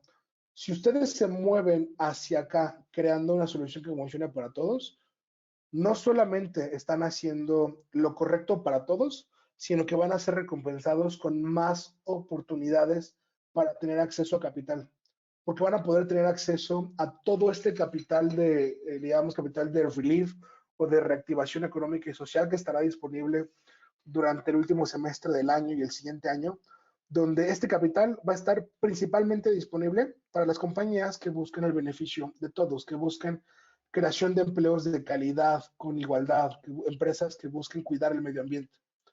Entonces, por un tema simplemente de estrategia, yo les diría, quien no emprenda ahorita con esos componentes de impacto, buscando generar un buen impacto social y cuidar el medio ambiente, en automático se está poniendo el pie porque está perdiendo la ventaja competitiva que las circunstancias nos ha puesto con este acceso a capital extendido, y es el que va a estar mucho más disponible en comparación con una compañía convencional. Y eso después ya lo podemos ver ahorita, ¿no? De los créditos que entregó el gobierno, la prioridad número uno fue para empresas que tenían empleados contratados.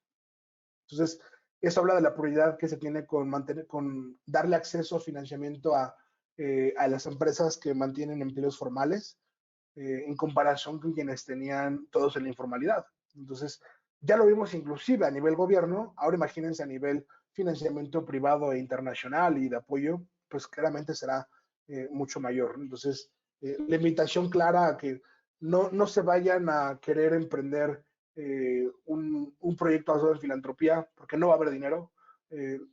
Las gráficas que les mostré lamentablemente no muestran la situación de las ONGs o de las fundaciones, porque no hay una manera de hacer un traqueo preciso, pero esas fueron las que más perdieron, porque dejaron de recibir donativos. Mucha gente va a caer en mayor pobreza, en mayor vulnerabilidad, porque estas organizaciones seguramente muchas dejarán de existir, dejarán de tener acceso a recursos, y está en nuestra responsabilidad el poder, a través de nuestros proyectos de negocio, poder suplir ese hueco que van a dejar muchas fundaciones que no tendrán ya cabida, ¿no?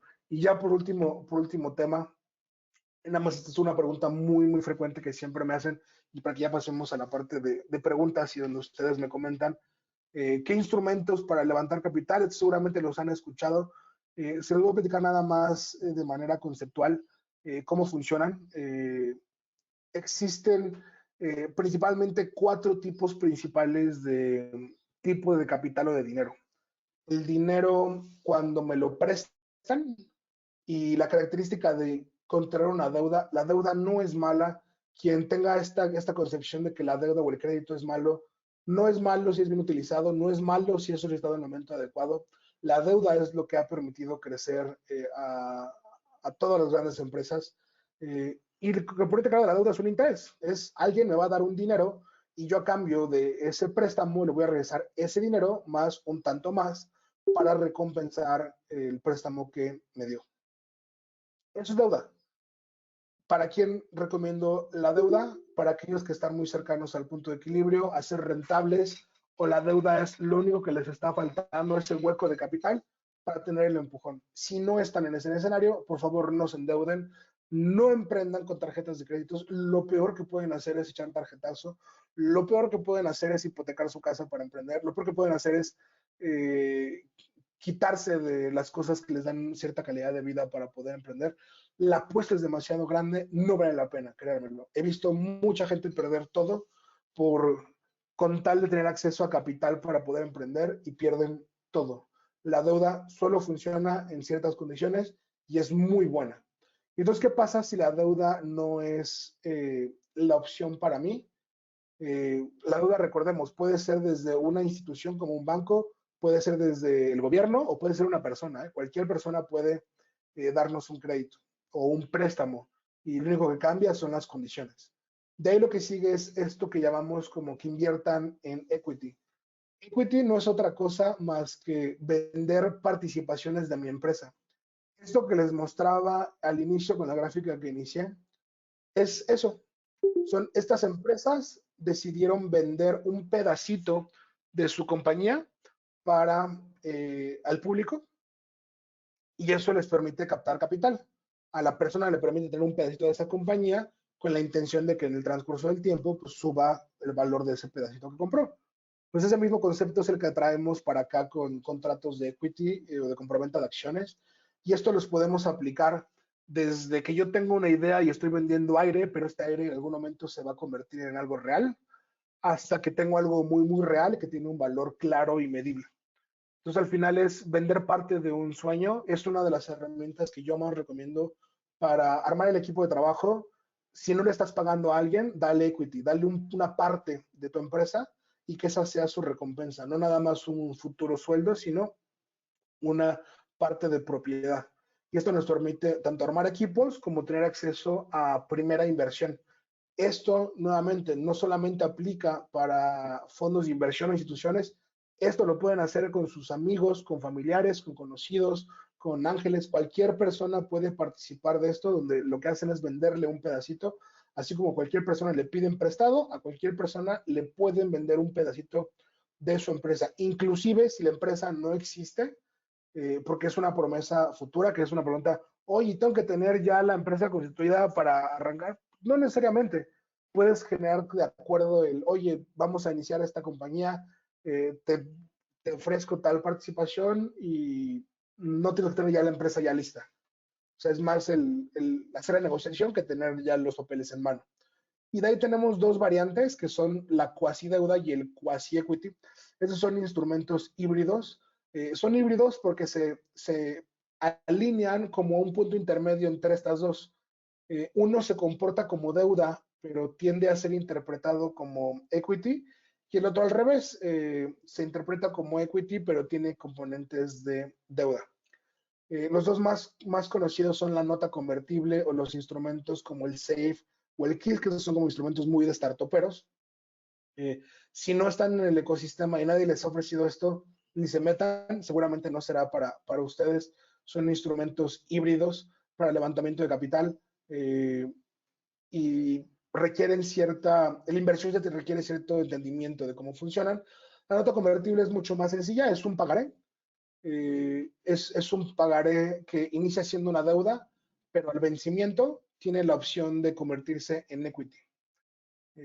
Esa es su característica principal a grandes rasgos, mientras que el quasi equity inicia siendo un equity, pero a futuro, ¿no? Y entonces durante ese proceso futuro pudiera en dado caso ser reclamado como, no como una deuda, sino con componentes que no necesariamente serían el ya estoy dentro de la empresa.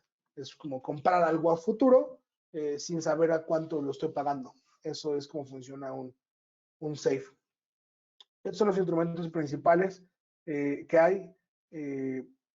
Quiero que el tiempo que nos queda lo dediquemos a revisar las dudas, preguntas que tengan sobre toda la información que hay. Quiero dejarlos con la frase de uno de los grandes pensadores modernos, Eminem Marshall Mathers. Este es el momento que hay. Si tuvieran esta oportunidad, una oportunidad para realmente lograr todo eso que quisieran, lo tomarías, lo dejarían ir. Este es ese momento, ¿no? Este es el momento para poder hacerlo. Quien quiera emprender, aviéntense, háganlo de la forma correcta. Quien ya emprendió y se vio golpeado por la pandemia, no se rindan, reinvéntense, pivoten, iteren, encuentren la manera de cómo hacer que sí funcione y realmente salgamos adelante, ¿no? En verdad les deseo muchísimo éxito en todos los proyectos que inicien, y abrimos este espacio para primero una pequeña evaluación sobre qué les pareció el contenido que les presentamos, y por favor abran sus micrófonos y pregúntenme lo que sea, y les dejo con esta imagen que me encanta, es no tengan miedo de preguntar. En verdad la próxima vez que tengan miedo de compartir sus ideas, acuérdense que alguien una vez dijo en una reunión, hagamos una película sobre un tornado lleno de tiburones. Y van 6 películas que hacen de eso. Entonces, por más loca o ingenua o absurda que crean que es su idea, no se la queden, compártanla. Este es el momento para hacerlo.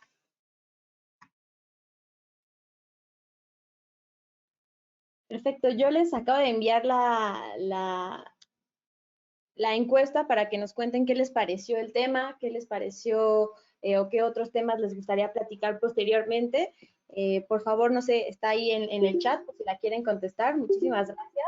Gracias a ti, Alfredo. Entonces, ahora estamos abiertos a responder cualquier tipo de dudas, incluso consejos o recomendaciones, lo que ustedes quieran. Este es un foro abierto. Gracias. Ok, súper. La presentación, con muchísimo gusto, ahorita se las comparto para que la tengan todos disponible. Igual en la presentación viene mi user para quien me quiera escribir con cualquier duda, tengan la confianza de hacerlo.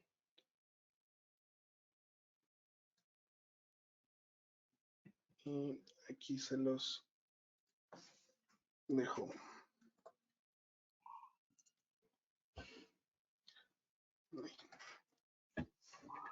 De ahí entonces abrimos foro para preguntas. ¿Alguien quiere preguntar algo? ¿Alguien tiene alguna duda?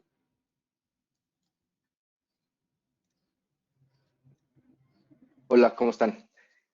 Hola. Hola, hola. Antes que nada, muchas gracias por compartir el conocimiento, bastante ayuda. Oye, dos preguntas. No sé si lo comentaste ahorita en el tema del financiamiento, pero o sea, ¿el crowdfunding se sigue ocupando? ¿Es buena idea? ¿Es mala idea? ¿O hay que esperar igual como tú dices cuando ya tiene cierto avance, pues ahora sí hacerlo?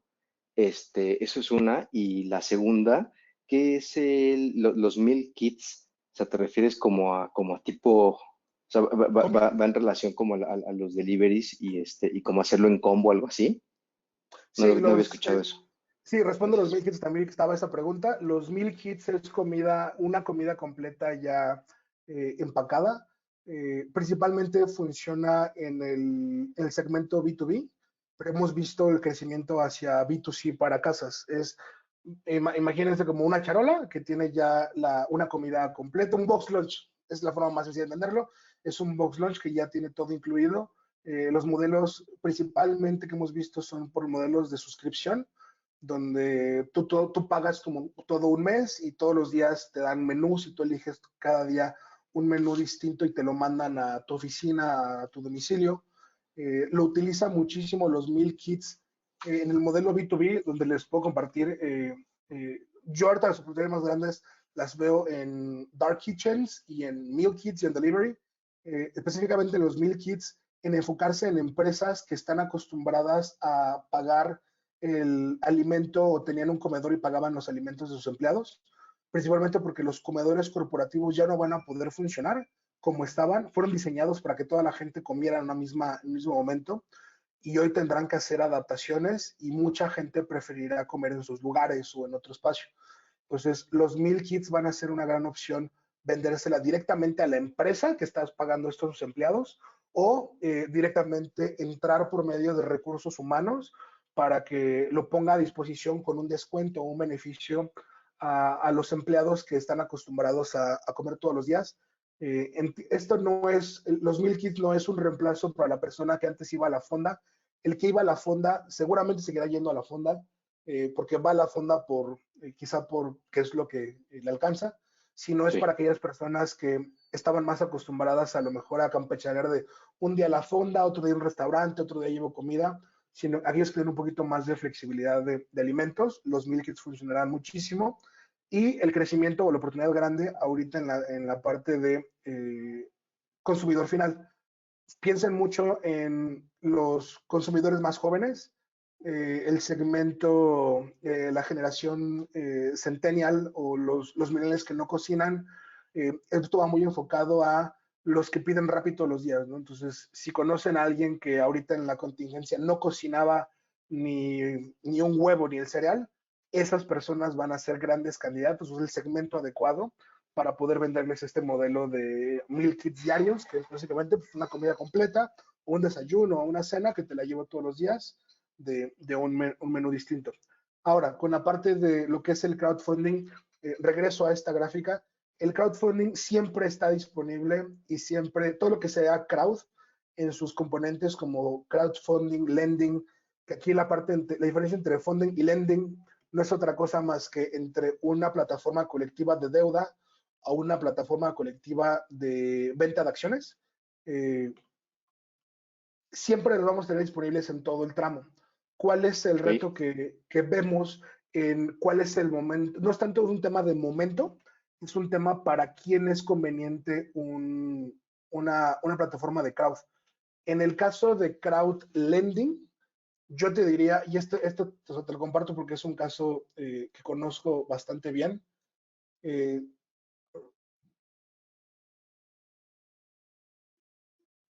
Si nosotros sentamos, por ejemplo, a Kickstarter, que sea la plataforma de crowdfunding más grande, vamos a encontrar un cierto tipo de productos que viven en la plataforma. Y esto lo pongo como referencia, también está Indiegogo o plataformas locales. La primera son productos de novedad. Productos de novedad, todo lo que son como gadgets, vamos a encontrar aquí. Todo lo que sea un tema cultural o artístico, también lo vamos a encontrar en la plataforma. Ve, aquí en automático me mandó a esta página, seguramente leyó mis cookies y vio que me interesaría una impresora 3D. Pero ¿qué estamos encontrando? Temas culturales, unas macetas, un cómic, un gadget, una máquina.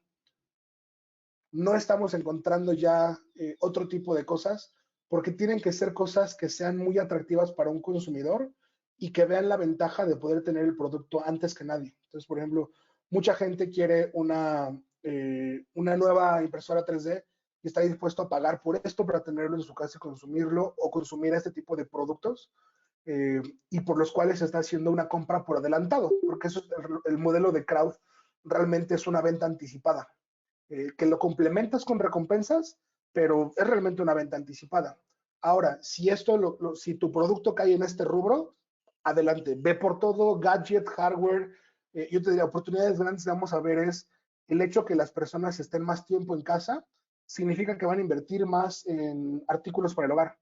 Vamos a ver el crecimiento por fin de la casa conectada, el IoT en el hogar, los wearables van a tener un crecimiento enorme.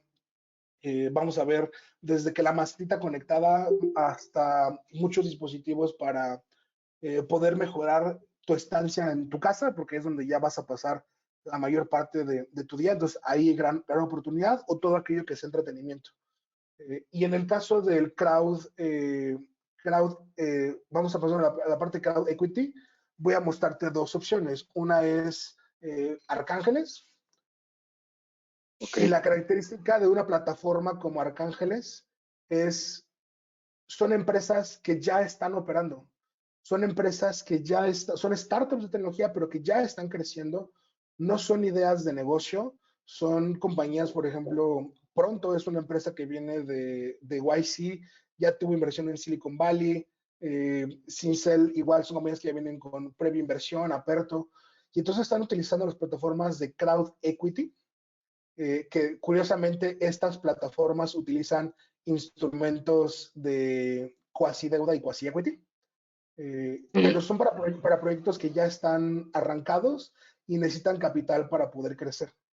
En su momento, eran otras plataformas que buscaban hacer crowd para ideas de negocio, hoy ya no existen. Y las que existían pivotearon y seguramente, o sea, ya no son una gran oportunidad. Buenísimo, muchas gracias. No, ¿de qué? Ahí Hola. en el chat tenemos otras preguntas igual por si las quieren. Vamos a checar. Vamos con Hola, mi José. estimado Alfredo. Hola, ¿qué tal? Hola. Cuéntame. Una pregunta muy rápida. Perdón, ¿ibas a leerlo del chat? No, dime. Una pregunta. Actualmente yo soy médico y estoy trabajando en un proyecto desarrollando un proyecto de asesoría médica gratuita por muchas cosas. El proyecto es para trabajar con voluntarios y enfocarnos mucho a las poblaciones que actualmente están siendo pues desplazadas porque todo el sistema de salud se está enfocando en COVID pues la realidad es que va a haber una epidemia de complicaciones médicas de las otras enfermedades que se están dejando de lado. Entonces, esta es la razón por la que se intenta apoyar de esta manera. Y la pregunta es, a mí me gustaría poder pedir a instituciones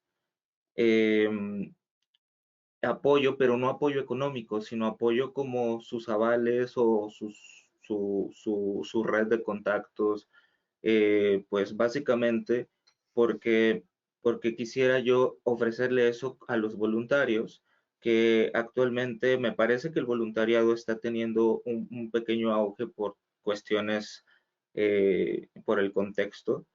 Eh, entonces me gustaría a mí ofrecerle a los voluntarios como este certificado de que trabajaron en un proyecto muy grande y para eso quisiera tener acercamiento con algunas instituciones. Y la pregunta es, si no voy a pedir dinero, si voy a pedir como un aval o un reconocimiento, un apoyo con el nombre, ¿cómo crees que sería la manera o a qué tipo de instituciones sería lo mejor para acercarme? Mi respuesta, sin tener mucho contexto, te diría instituciones que lo que tú ofreces sea relevante para ellos. La forma más rápida es yo te recomendaría, enfócate en grandes empresas y identifica cuáles son sus prioridades con respecto a temas de responsabilidad social. Es muy sencillo identificar eso porque puedes entrar a sus informes anuales de sustentabilidad o responsabilidad social o puedes irte directamente a las fundaciones empresariales que la mayoría tienen y poder identificar en qué temáticas están enfocando. Y una vez que encuentres las que hagan match con lo que tú les propones, la respuesta va a ser naturalmente sí, porque es algo que ya hacen, que ya conocen, que les interesa, en comparación cuando tienes que hacer el acercamiento completamente, explicarles por qué esto es importante, por qué tendrían que sumarse. Muchas veces el pedirles el aval es más complicado que pedirles dinero, porque eso implica involucrar su reputación, su marca, y eso muchos es lo que más cuidan, porque es algo que es invaluable para la mayoría, y por ende tienes que buscar un fit en cuanto a el propósito de lo que estás haciendo. Y entrar por la responsabilidad social, mi recomendación es literalmente, haz tu búsqueda en Google y una vez que encuentres las empresas que hagan match contigo, vete a LinkedIn, busca responsabilidad social, nombre de la empresa, te van a salir 2, 3 personas, contáctalas luego, eh, y rápidamente, ahorita hay muchísima apertura para generar alianzas y toda la gente está disponible, así que de que ven el mensaje de LinkedIn lo están viendo. O sea, el correo te creo que no lo abran, pero el mensaje de LinkedIn sí lo ven. Súper. Muchas gracias, Alfredo. No, ¿de qué? A ti. Ok, paso a la pregunta de Jorge Heriberto. No sé si todavía estás conectado, Jorge. Nos pregunta, ¿cómo logras el equilibrio entre emprender responsabilidades hacia el hogar cuando consideras que los primeros años son financieramente inestables, con mucho esfuerzo? El repartirse entre emprender y todo lo demás que uno está haciendo significa el dobletear turnos. Yo cuando inicié dedicaba literalmente 15 horas a trabajar y el resto que daba era para dormir, inclusive durmiendo seguía pensando cosas. Es un punto muy desgastante cuando inicias, y más, por ejemplo, gente que tiene un empleo y empieza a emprender y hace las cosas de forma simultánea, o tiene hijos o dependientes y tiene que repartir su tiempo, es con muchísimo esfuerzo. Lamentablemente eh, no hay una forma sencilla. Si tienen familia, hagan partícipe a la familia del proyecto y que todos entiendan, no tanto como que participen en la decisión, porque quizá a lo mejor los hijos no lo entenderán o la pareja no tanto, pero hagan conciencia de lo que emprender significaría para la familia desde un punto de vista que van a pasar menos tiempo con la familia quizá, porque van a estar enfocados en su proyecto, hasta que a lo mejor el dinero va a faltar en algunos momentos y a lo mejor no faltará comida, pero faltarán lujos o gustos. Y si como familia lo logran hacer o como con su pareja o ustedes logran generar esa conciencia, pues va a ser mucho más sencillo que esos primeros años que les garantizo que van a ser inestables y que les garantizo que en algún momento la situación nos va a poner de rodillas diciendo, ya me quiero salir de esto, pues va a ser que encuentren esta resiliencia y esta fuerza para seguir avanzando. De ahí voy con la pregunta que nos pone Aurora. Nos escribe, muchas gracias por ver la curva de crecimiento de una empresa, me ayudó a visualizar que junto con la persona que estaba en un proyecto de freelance estamos en una parte de experimentación. Es correcto, nunca olvidemos esta parte de experimentación porque a veces creemos que ya la estamos rompiendo y no es cierto, apenas estamos probando. No hay tiempo perdido, el peor tiempo perdido es si no aprendiste nada. Si este tiempo tuviste aprendizajes y lo estás logrando capitalizar, fue tiempo muy bien aprovechado. Yo te puedo compartir que llevo cerca de 10 años en colaborativo.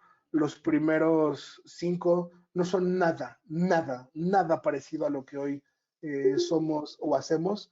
No me arrepiento de esos momentos porque me llevaron al punto en el que ahora estoy y lo que más me emociona, yo soy de esas personas raras que se siente muy emocionado por llegar a viejo, porque creo que si llego a viejo, la cantidad de experiencias que habré acumulado y de emociones y todo lo que será, me emociona mucho llegar a ese punto. Lo mismo con la empresa, me emociona mucho que el tiempo siga pasando porque veo el crecimiento y los aprendizajes que hemos tenido hasta ahora y digo, wow, ¿qué pasará en 5 años? ¿No? ¿En qué nuevos aprendizajes tendremos y cómo los podremos capitalizar? Y nos comenta, somos diseñadores de profesión, pero el diseño es una herramienta de la que ahora vamos a usar este año. Si eres diseñadora, te voy a recomendar una herramienta que me encanta.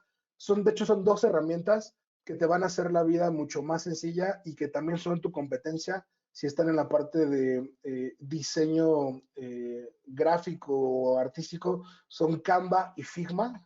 Se las voy a dejar aquí en el chat para que las tengan.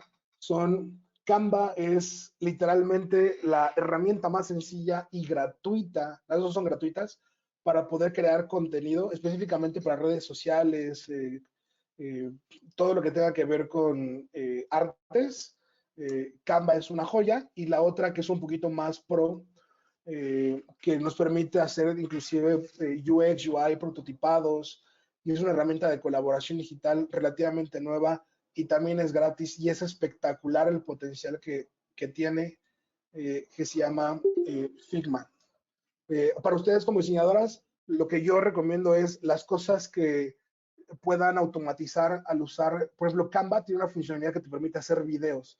O sea, tú montas una imagen con varios elementos y le pones a animar y se anima en automático. Entonces, eso si lo hicieras a lo mejor en Adobe te llevaría más tiempo. Entonces, cosas que puedas automatizar en Canva o en Figma, o sea, aviéntense a usar estas nuevas herramientas y aprovechen la parte más creativa para el resto.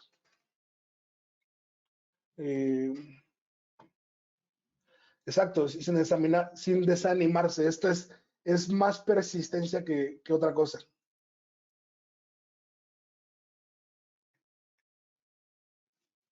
En verdad, mucho éxito. Ahora no dejes de la persistencia, se va a recompensar. Más preguntas que tengan.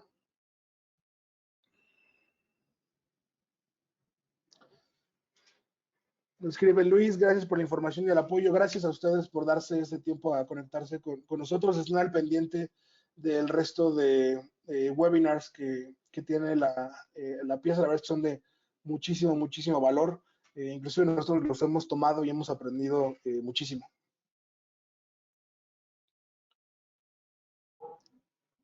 Muchas gracias, Alfredo. Entonces, creo que por su parte y por nuestra parte sería todo. Igual nos vemos la próxima semana con un webinar acerca de cómo lidiar con esta ansiedad en estos tiempos de cuarentena.